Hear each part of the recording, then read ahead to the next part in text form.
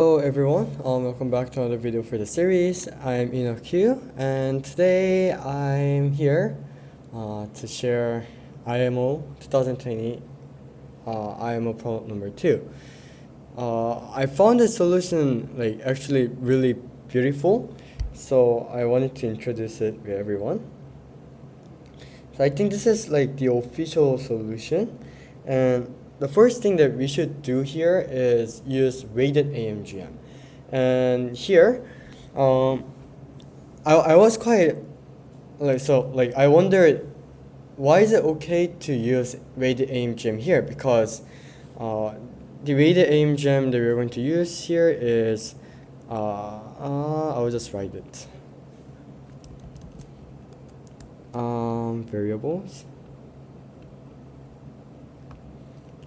weight. So it's like a table.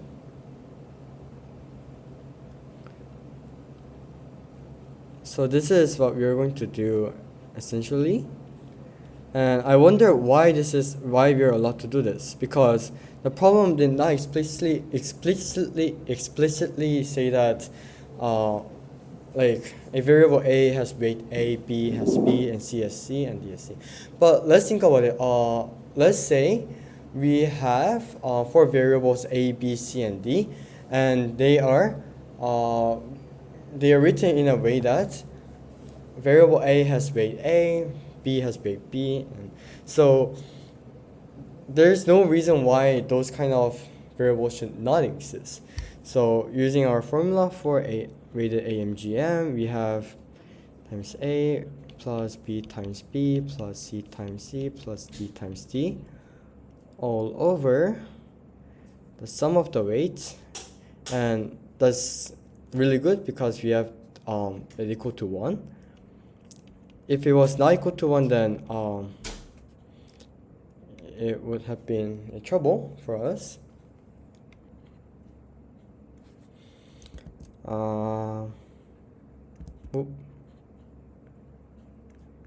A plus B plus C plus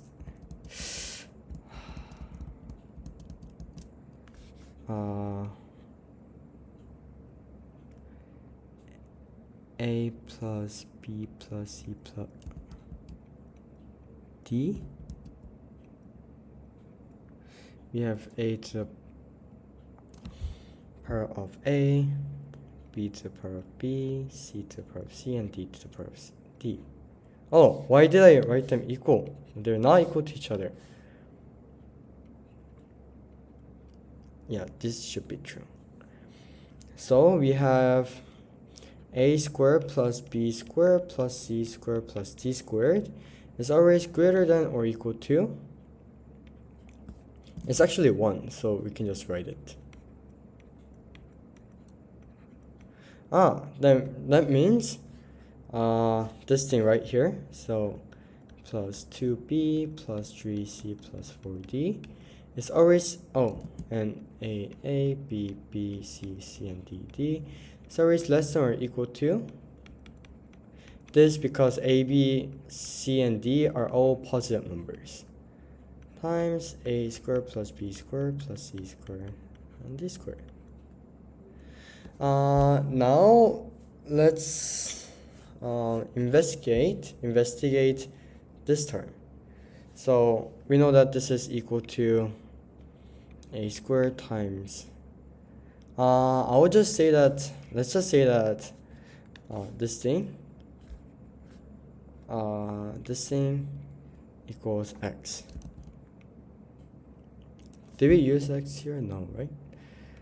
Usually when we are writing the proof, we should write let this equals X, or we should write everything out, but right now we're not writing proofs, and also I'm quite lazy to write them.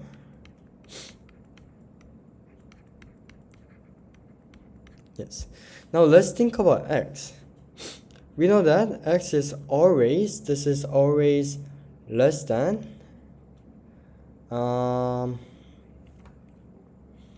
A plus 3B plus 3C plus 3D. And let's prove if this is correct. So you have a plus 2b plus 3c plus 4b. D is less than or equal to a plus 3b plus 3c plus 3d. Now, because if we like simplify this, and if an inequality that satisfies is resulted, then we know that it is reversible, and thus it proves our thing. So we have b here.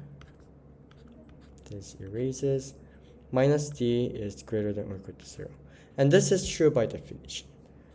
Wait, actually, I'll write greater than or equal to because a, b, and c might all be the same. So we know that this is true.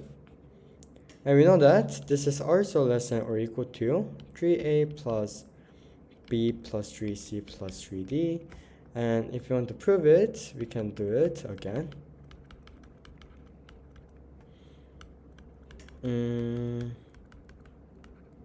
These two cancels.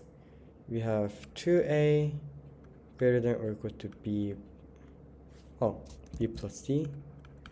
And this is obviously true because a is greater than or equal to b, greater than or equal to d. So this is true. And if this is true, then obviously this should be true because notice that b is greater than c. So if this is true, now actually if this is true, then these all must be true because you know that, so we don't have to test this because we know that a, b, c, and d are written in a way that it is ordered from greatest to least. So we don't actually, we only need to try the first case, and I think it's quite self-evident that the others will work. Like this. Oh no, actually, sorry. So,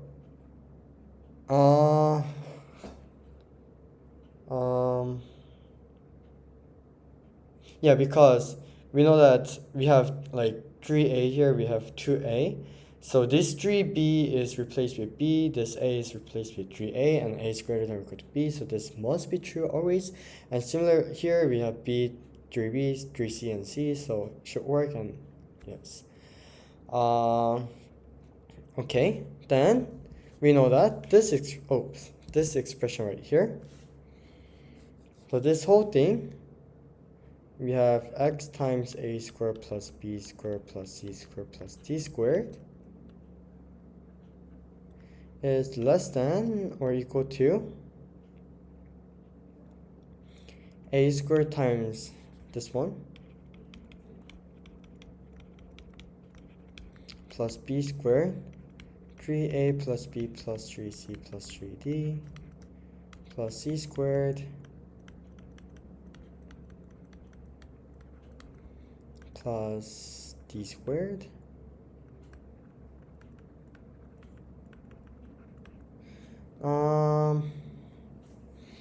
now this thing is equal to a cubed plus b cubed plus c cubed plus d cubed, and we have plus 3a squared b plus c plus c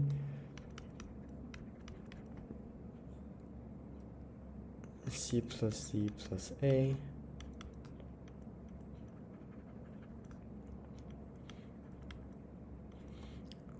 c d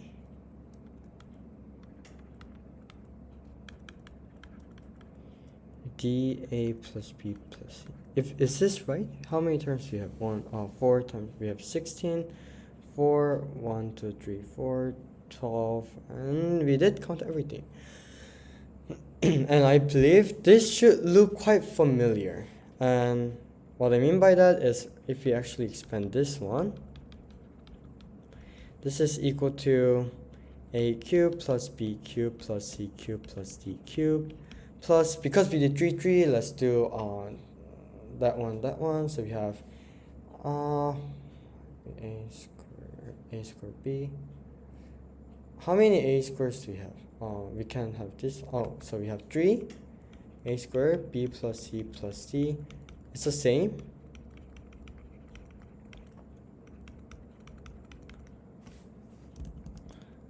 d plus a plus b plus 3d squared, a plus b plus c.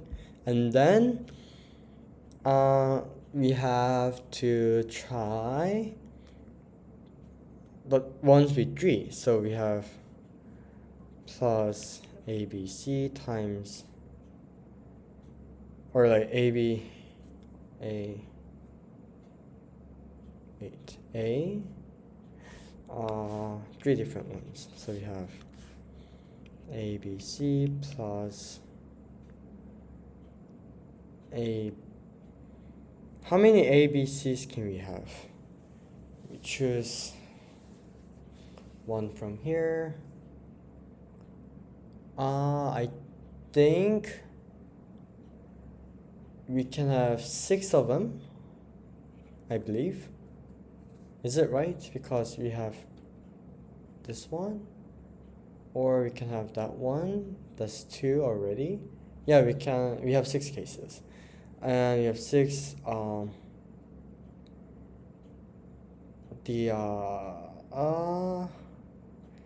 We did ABC. We should do ABD plus 6 ACD plus 6 BCD plus I think we're done, because we should have 4 cubed, which is 60. We should have 64 terms. 1, 2, 3, 4. 1, 2, 3, 4 times 12 is 16. 16 plus 24 is 40. So we actually have 24 more terms. And what could that be? What could the other 24 terms be?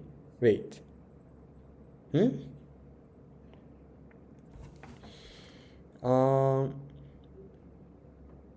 So we counted 2 terms. We counted sorry. 4, and then we have 1, 2, 3, 4.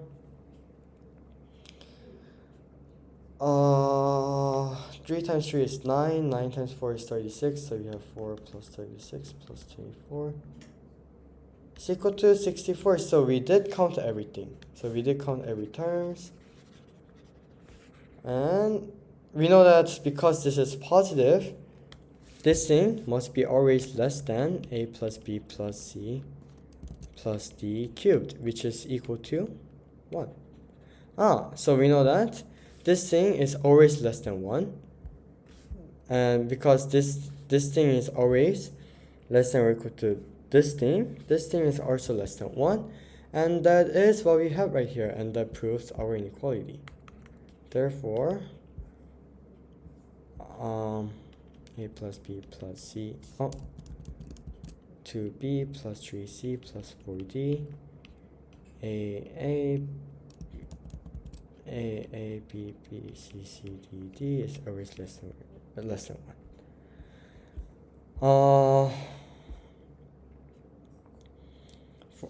I think there are multiple kicks for this problem.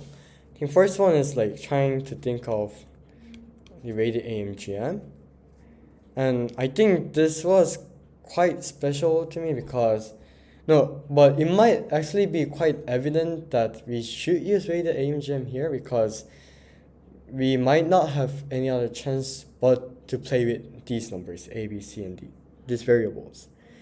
So if we play with them, we can get weighted AMGM. We might get something like this. Then we can obviously link them together. So here, I think this part, was quite smart. Actually really smart, really brilliant. So trying to write an inequality based on this one. So we wanted to write something like this, so that if something is 1 here, then this must always be less than 1. So it's cleaning up our mess, because this thing looks quite messy. And after that, I think this one is quite self-evident. I think it's quite easy to come up with this idea. But the first 2, it was quite amazing for me. So I think I learned a lot from this problem. Thank you so much. Yeah, so